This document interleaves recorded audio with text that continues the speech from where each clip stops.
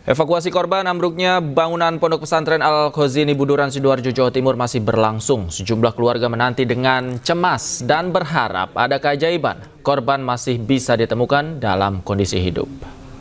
Harapan dan doanya, Bu. Selamat, Pak.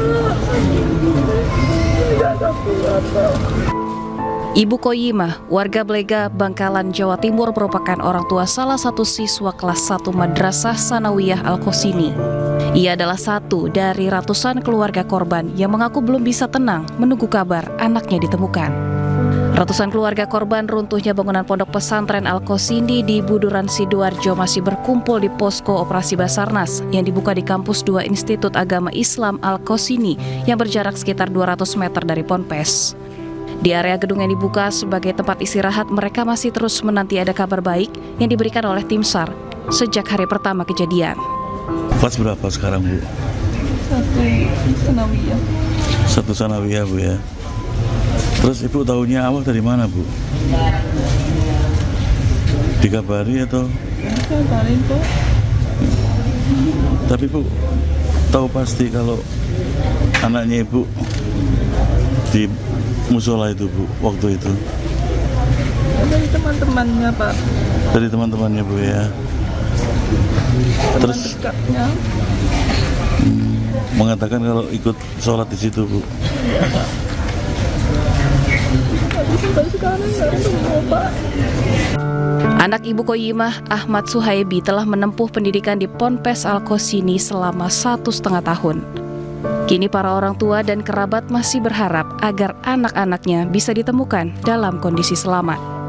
Dari Sidoarjo, Jawa Timur, Pramono Putra, iNews melaporkan.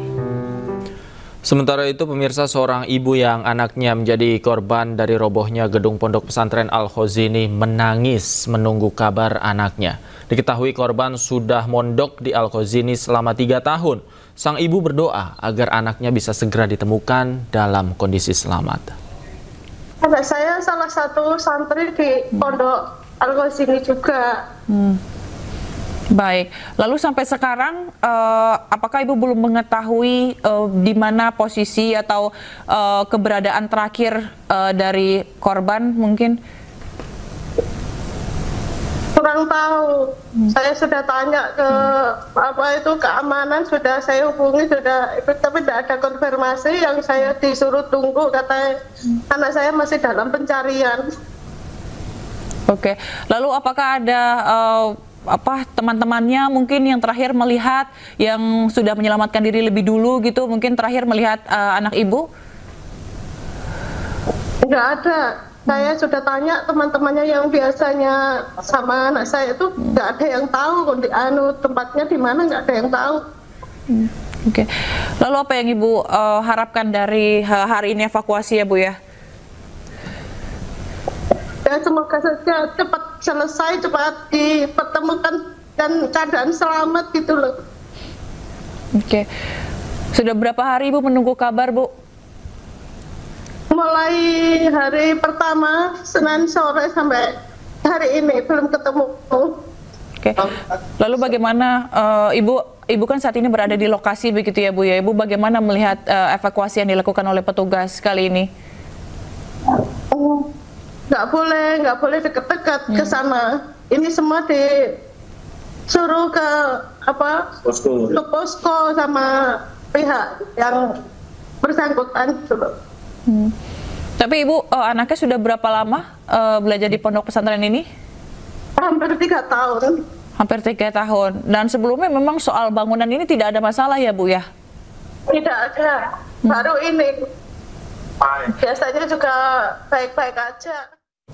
Badan SAR Nasional mengungkapkan belum bisa menggunakan alat berat untuk mengevakuasi puluhan korban yang terjepit di bawah bangunan pondok pesantren yang ambruk. Menurut Basarnas, getaran alat berat dikhawatirkan dapat memperparah kondisi runtuhan karena diperkirakan masih ada korban hidup di bawah runtuhan. Ini kita mengejar golden time karena dimungkinkan dari golden time inilah yang kita detek masih ada kehidupan ini, masih memungkinkan untuk bisa kita selamatkan dalam kondisi hidup. Sesuai teori memang 72 jam Namun pada saat kita sudah bisa menyentuh korban, kita sudah bisa mensuplai minuman, vitamin, bahkan infus sudah bisa kita berikan, memungkinkan yang bersangkutan ini bisa bertahan lebih lama. Terkait dengan kesulitan, kita tahu sendiri bahwa konstruksi yang saat ini terjadi, reruntuhan ini, di satu titik ada getaran saja bisa menimbulkan dampak-dampak yang lain. Sehingga kita akan melakukan alternatif tindakan. Saat ini untuk menyentuh ke titik korban, kita harus kita membuat gorong-gorong di bawah tanah. Dan kalau kita tahu konstruksi awal dari permukaan dasar dari bangunan ini merupakan timbunan-timbunan dari bangunan-bangunan lama. Sehingga pada saat kita membuat galian ini pun beresiko kiri kanan juga ada longsoran-longsoran kecil. Sehingga akses untuk bisa masuk hanya relatif di 60 cm.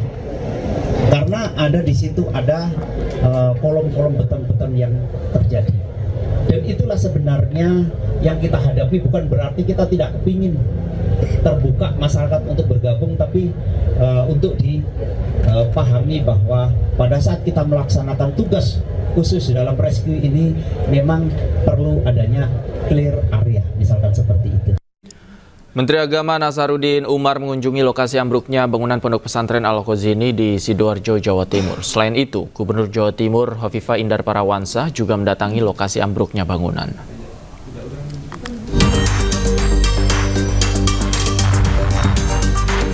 Menteri Agama Nasaruddin Umar kunjungi lokasi ambruknya bangunan musola di Pondok Pesantren Al-Khozini, Sidoarjo, Jawa Timur Selasa kemarin.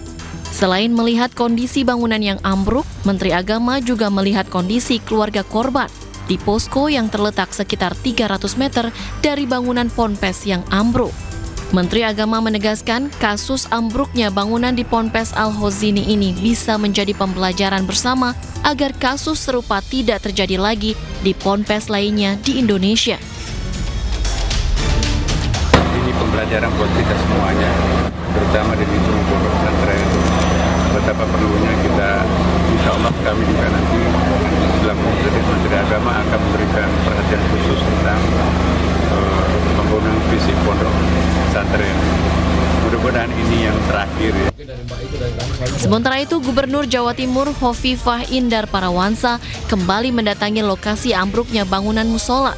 Hovifah meminta keluarga untuk bersabar atas musibah ini dan penanganannya akan dilakukan yang terbaik oleh Basarnas, BNPB, TNI Polri, dan para relawan. Selain Hovifah, Wakil Gubernur Jawa Timur Emil Dardak mengunjungi korban di Rumah Sakit Siti Hajar Kabupaten Sidoarjo. Emil langsung masuk ke ruang perawatan untuk melihat para korban dan memastikan korban mendapat layanan yang maksimal. Dari Sidoarjo, Jawa Timur, Tim Liputan iNews melaporkan.